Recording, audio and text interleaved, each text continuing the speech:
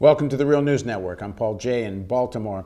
Just a few days past another 9/11 anniversary, and the debate continues about just what did President Bush and Vice President Cheney and the leadership of that regime know about the events that took place on 9/11 before they took place. How much warning was there? What was the intelligence? And of course, there's an increasing amount of information that says American intelligence agencies had quite a bit of evidence something was coming.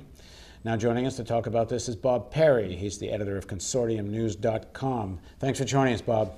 Thanks, Paul. And for people that don't know, Bob Perry is a renowned investigative journalist. He broke a lot of the Iran-Contra scandal stories, and he's author of the book Neck Deep, the Disastrous Presidency of George Bush. So you wrote a piece recently about this, Bob. What did you find? Well, basically, the emerging history on 9/11 indicates that there was a great deal of information that was being funneled to President Bush and to his inner circle about the coming attacks. And sort of the new element that's coming into focus is that the neoconservatives in his administration appeared to have tried to dissuade him from taking it seriously. The point that the neocons were making was that the real threat was from Iraq and Saddam Hussein, and they were essentially dismissing or downplaying these warnings that they saw coming from people who were holdovers from the Clinton administration, people at the CIA under George Tenet, people like Richard Clarke. Who was demoted, who essentially was this terrorism czar, anti-terrorism czar, and was demoted from what essentially was a cabinet level position under Clinton to a position where he could barely get a meeting with Condoleezza Rice. Right. So basically there was this idea that these guys didn't know what they were talking about. They were overreacting to these supposed threats, that al-Qaeda was not a big deal, that this wasn't really where the real threats were coming from. And so the intelligence people and the counterterrorism people kept running up against this brick wall, and they kept providing more and more information, a lot of it coming into focus in June of 2001 and early July. That's when Tenet described himself running around with his hair on fire, trying to get the president to react. And Kurt Eichenwald... Tenet or Richard Clarke? What's that? It was Richard Clarke with the hair on fire, no? No, it was also George Tenet. There seemed to be a lot of people... A lot of hair on fire. At the time. Yeah. But no one seemed to notice, at least not at the highest levels. But Kurt Eichenwald did a piece for the New York Times this week where he brings a little bit more of this focus on this issue of the neoconservatives trying to push aside these warnings, and also that led Bush to think, well, maybe I need more history.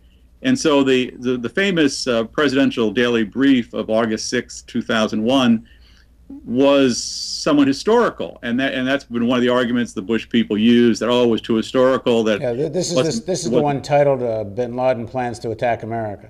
Correct. And the point was that Bush apparently asked for some historical background because there were all these other reports that were coming in on more current things. So to put that August 6 PDB into context, it was giving Bush more of a feel for the larger picture.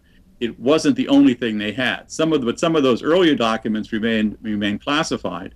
However, we know from the statements of Richard Clarke, the counterterrorism czar at the time, and George Tenet from his memoir, that there were a lot of efforts made by people in the intelligence community to get the attention of Condoleezza Rice, the national security advisor, and Bush himself, and that failed.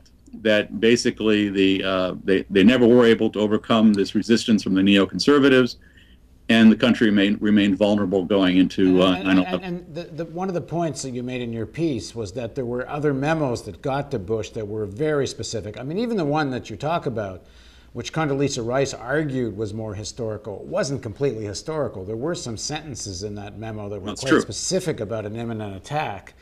But you're saying there's now evidence that there's other memos that were directly saying that attack could be imminent. Right, and that there were repeated efforts, including there was a follow-up that George Tenet describes in his memoir after the August 6th PDB, where he goes down to Bush's at Crawford, Texas on vacation for the month. And Lieutenant goes down there to try to follow up and warn the president. And they end up taking this ride around in a Jeep where Bush is describing the different fauna of his ranch, which Tenet says is not something they had in where he grew up in New York. So they basically ended up doing small talk rather than get seriously focused on this emerging national security threat. There are also warnings, of course, from the FBI in Minnesota, where Moussaoui had been arrested, and the concern about why he was taking these flight courses. There were reports from FBI agents in Phoenix, Arizona, along the same lines, that they felt that al-Qaeda and bin Laden were placing people in flight schools so they could learn how to run some kind of hijacking attack. So there was a great deal of evidence that was funneling into Washington, except that President Bush and the people around him, the neoconservatives, just didn't want to take it seriously. No, and most people, when they try to explain why the Bush administration reacted this way, they usually talk about they were focused on Russia and they were on the rivalry in Europe. But in your piece, you talked they were more already focused on Iraq, and that's really what this was about, because focus on al-Qaeda and bin Laden leads the attention to be on Afghanistan, and they wanted eyes on Saddam Hussein. Right. The neoconservatives already had their plan, and we now know much of what that was. If you go back into -- when some of them worked for Benjamin Netanyahu's prime minister's campaign, and they did the report about protecting the realm of Israel and how get rid of this idea of peace talks. You have to go after these, have regime change, and Iraq was one of the key ones. Then you had in '98 the Project for the New American Century, which was urging President Clinton to go and do regime change in Iraq somehow. And so that was already their plan. So once Bush got into the White House in 2001, they already knew what they wanted to do. They wanted to go ahead and take out Saddam Hussein in Iraq. And these complaints or concerns raised by the old Clinton people that al-Qaeda is about to attack seemed to the neocons, at least initially, as something that would divert the attention of the administration. I mean, as you know, some people argue this was not just a question of wanting a different attention or focus. In that Project for New American Century, they talk about needing a new Pearl Harbor moment in order to assert the kind of projection of U.S. military might that this document called for. And a lot of people have suggested, well, maybe they knew something was coming and didn't want to do anything about it because it gave them their Pearl Harbor moment. And that's, of course, a matter of their intent, which is a matter of a lot of debate. But one thing's for sure is even after 9/11, they weren't very interested in Afghanistan. It was all about Iraq. No, they quickly realized that this was a great opening for them.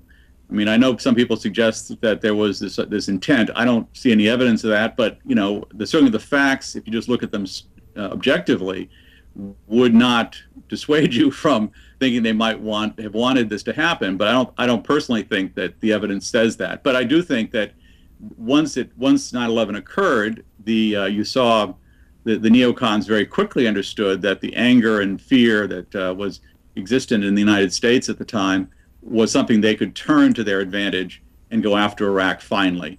And so they did the Afghanistan thing quickly, but already were beginning to move the attention of the president and the U.S. military down to Iraq. Now, one of the points of your piece is that a lot of these players, either the same people or people linked to the same people, are now forming Romney's foreign policy team. Right. So who are we talking about, and what might the implications of that be? Well, Romney has surrounded himself with many key neocons. His book, No Apology, he acknowledges the assistance he got from Robert and Frederick Kagan, who are, of course, very prominent neocons who've been involved in things like the surge in Iraq. Then you have Elliot Cohen, who was a Wolfowitz protege, who largely wrote the white paper that represents Romney's foreign policy. Cohen authored the prologue or preface to the white paper. And you have people like Dan Senor, who was another prominent neocon who was with Romney a lot, now has been sort of shifted over to work with Paul Ryan. So you have them. So basically, Romney has surrounded himself and has taken the tone of the neocons. The whole no apology idea is this sense that gets back to this idea that there should never be any apology for using American power, that American power is always used for good, and that anyone who thinks even mildly critically of how the U.S. has used its power is somehow disqualified to be a leader of the nation. So Romney has taken on both the people who are part of that neocon framework, but also has taken on their overall view of this sort of hardline, America should get involved, intervene in the Middle East again, and he's talked aggressively about what to do, even in the current problems where there have been these riots, and how the U.S. should react very harshly and in a military fashion toward that, apparently. So what you've got is, in many ways, almost a more pure version of George W. Bush, with even fewer subtleties than George W. Bush brought. Thanks very much for joining us, Bob. Thank you, Paul. And thank you for joining us on the Real News Network.